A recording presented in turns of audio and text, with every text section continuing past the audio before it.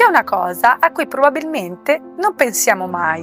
Ogni volta che ci laviamo i capelli prendiamo il phon, lo accendiamo e in pochi minuti i capelli sono asciutti. È un gesto così normale che sembra essere sempre esistito, ma non è così. Per migliaia di anni nessuno ha avuto un asciugacapelli. Eppure, guardando i ritratti dell'Ottocento, vediamo donne con chiome straordinarie, lunghe, folte, lucide, spesso fino ai fianchi e anche oltre. Quindi la domanda nasce spontanea: come facevano ad asciugarli? Ci mettevano un giorno intero? Dormivano con i capelli bagnati? Oppure esistevano tecniche che oggi abbiamo dimenticato? Scopriamolo insieme. Il phon ci sembra un oggetto indispensabile, ma nella storia dell'umanità è praticamente appena nato.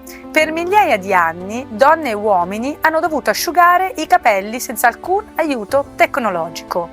Eppure i capelli lunghi esistevano e come. Anzi, nell'Ottocento raggiunsero probabilmente uno dei momenti di massimo splendore. Questo ci insegna una cosa: il phon è una comodità moderna. Ma allora, quando è nato il phon?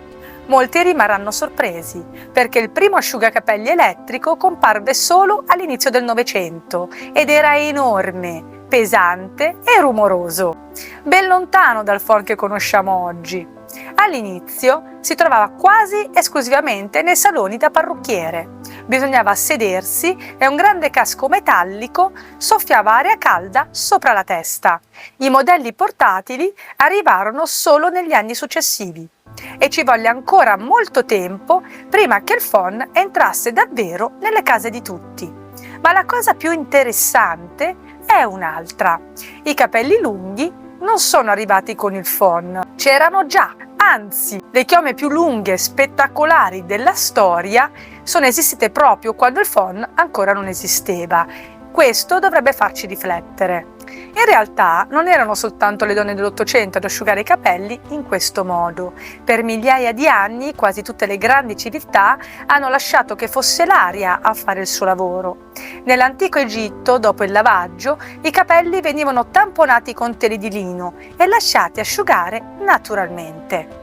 Nell'antica Grecia le donne trascorrevano molto tempo a spazzolare e acconciare i capelli, ma l'asciugatura avveniva semplicemente all'aria. Anche nell'antica Roma, dove la cura della chioma era considerata un segno di eleganza, non esisteva naturalmente nulla di simile a un phon. I capelli venivano lasciati asciugare con calma, prima di essere pettinati e raccolti. E se guardiamo all'India, una tradizione millenaria che ancora oggi conserva molti antichi rituali, troviamo la stessa filosofia. Dopo oli e lavaggi con erbe, i capelli vengono lasciati asciugare naturalmente, evitando quanto possibile fonti di calore eccessive. Cambiano le culture, cambiano le epoche, cambiano i prodotti, ma una cosa rimane sorprendentemente uguale.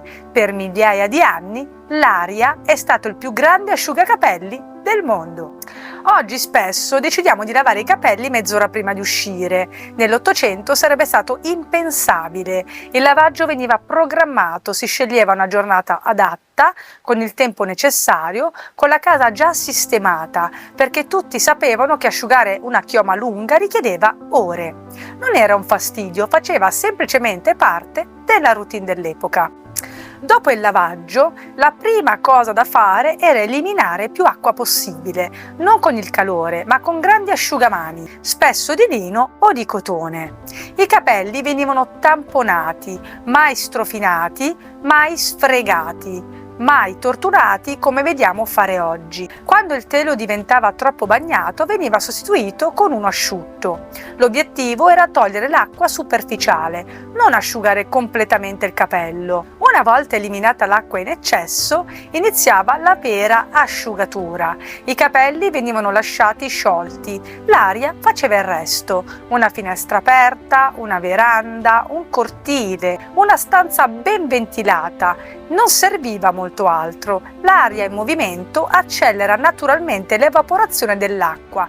È lo stesso principio che utilizziamo ancora oggi, solo che abbiamo sostituito il vento con un motore elettrico. Molti immaginano donne sedute per ore al sole. In realtà la pelle chiara era considerata elegante, per questo si preferiva l'ombra. L'importante non era il sole, era la ventilazione, un ambiente asciutto, pulito, ben areato. Era più che sufficiente. E d'inverno? Forse è la domanda che ricevo più spesso, ma d'inverno come facevano? La risposta è molto semplice: organizzavano il lavaggio, lo facevano nelle ore centrali della giornata, quando la casa era già riscaldata. Non si sedevano davanti al camino, il calore eccessivo avrebbe seccato troppo i capelli. Preferivano una stanza già tiepida, lasciando che fosse l'aria dell'ambiente e il tempo a fare il proprio lavoro. Dormire con i capelli ancora bagnati era qualcosa che si cercava sempre di evitare. Per questo il lavaggio veniva programmato, mai improvvisato. Questo è un punto fondamentale. Oggi vediamo continuamente persone che districano i capelli appena usciti dalla doccia o sotto la doccia con il balsamo. Le donne dell'Ottocento non lo facevano. Aspettavano, perché un capello pieno d'acqua è molto più delicato, molto più elastico e quindi più soggetto alla rottura. Prima lasciavano asciugare completamente i capelli, poi iniziava la pettinatura con calma, sempre partendo dalle punte e risalendo poco alla volta. Era una questione di pazienza, non di velocità. Lo so, qualcuno penserà: oggi siamo più emancipate. Siamo più fortunate, abbiamo strumenti che loro non avevano, ed è vero, in parte è così. La tecnologia ci ha semplificato moltissime cose ed è giusto utilizzarla, ma credo che insieme a tante comodità abbiamo perso anche molte altre cose. Il tempo, quel tempo lento dedicato a noi stesse, quello che oggi sembra quasi un lusso. E c'è un'altra convinzione che vorrei sfatare. Molti pensano che solo le donne ricche avessero capelli straordinari. Non è così. Anche moltissime donne comuni, contadine e artigiane, donne che trascorrevano la giornata lavorando molto duramente, portavano chiome lunghe e ben curate. Pensare che dopo ore nei campi trovassero ancora il tempo e la pazienza di sedersi per spazzolare i capelli, intrecciarli e prendersene cura, lo trovo profondamente emozionante. Forse avevano meno comodità, ma avevano compreso una cosa che oggi rischiamo di dimenticare. Il tempo dedicato a noi stessi non è tempo perso, è tempo investito, e prendersi cura dei propri capelli, così come del proprio corpo e della propria mente, non è un capriccio, è un gesto d'amore verso se stessi. Ma quanto ci mettevano? Dipendeva dalla lunghezza. Una donna con capelli fino alle spalle impiegava relativamente poco, ma una chioma fino ai fianchi o addirittura oltre richiedeva diverse ore. Ed era assolutamente normale, perché il tempo dedicato ai capelli non era visto come un tempo perso, era parte della cura personale, esattamente come oggi dedichiamo tempo alla palestra, alla skincare o ad altre abitudini quotidiane. Perché non avevano fretta? Credo che questa sia la differenza più grande tra noi e loro. Oggi viviamo sempre di corsa, vogliamo lavarci i capelli, asciugarli, modellarli ed uscire in 40 minuti o anche meno. Loro avevano un rapporto completamente diverso con il tempo. La cura della chioma era un rituale, un momento dedicato a sé, non qualcosa da sbrigare il prima possibile. Una volta asciutti iniziava un'altra parte importantissima, la spazzolatura, lunga, delicata, costante. Poi arrivavano le trecce, gli chignon, le acconciature. Queste non servivano soltanto ad essere eleganti, servivano anche a proteggere i capelli, riducendo l'attrito, i nodi e l'usura quotidiana. Molte donne applicavano piccole quantità di olio o pomate sulle lunghezze. Non erano balsami moderni come abbiamo già visto in altri video, ma avevano uno scopo molto simile: ridurre l'attrito, proteggere le punte e limitare la disidratazione. In altre parole, proteggevano il capello dopo l'asciugatura. Non cercavano di riparare un danno, cercavano di prevenirlo, ed è una differenza enorme. Molti immaginano che non avendo il phon i capelli rimanessero sempre umidi. Non è così.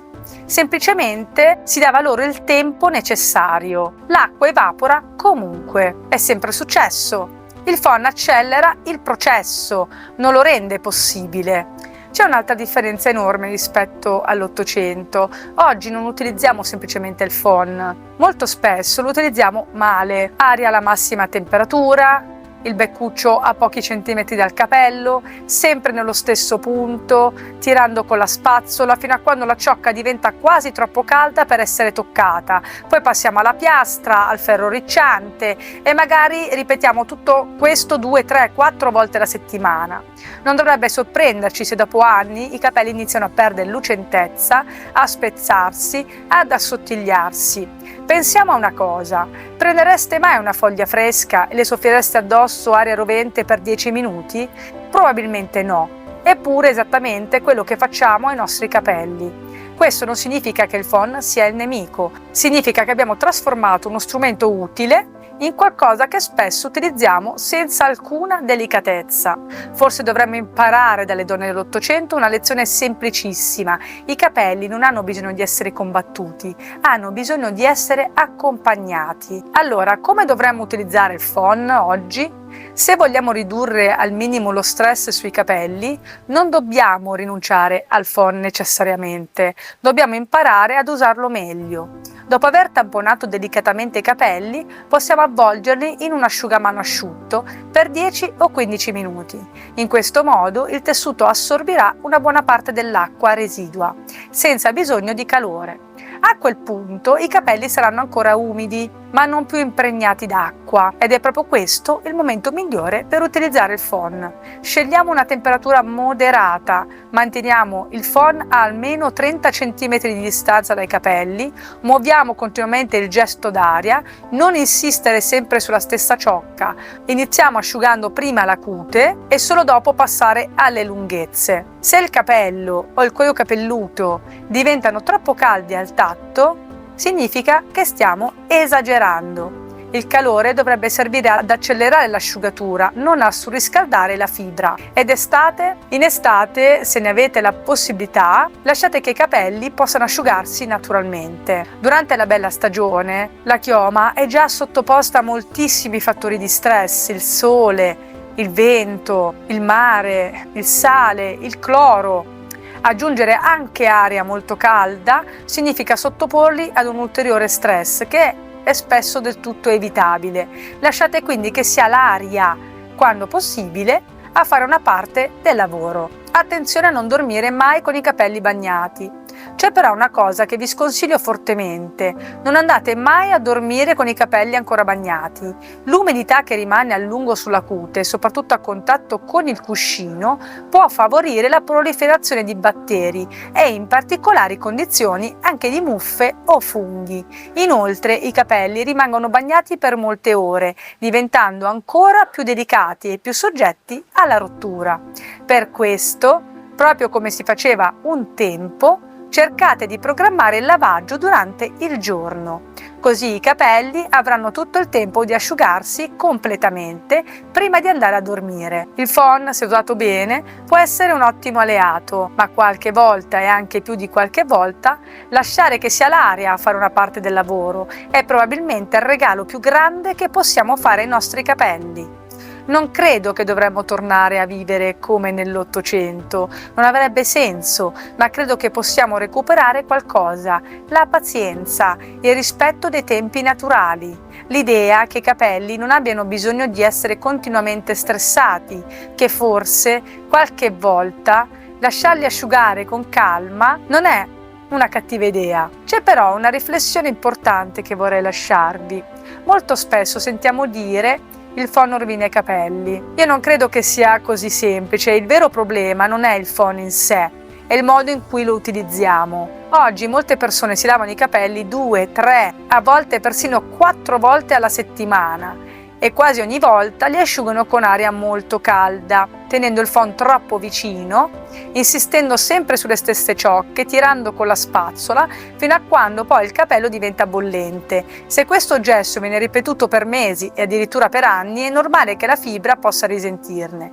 Le donne dell'Ottocento invece asciugavano i capelli molto meno frequentemente, non perché fossero più fortunate, ma perché i lavaggi erano più distanziati. Di conseguenza qualsiasi tipo di stress meccanico o termico era meno frequente. Questo non significa che dobbiamo buttare il phon. Il phon è uno strumento straordinario, ma va usato con intelligenza.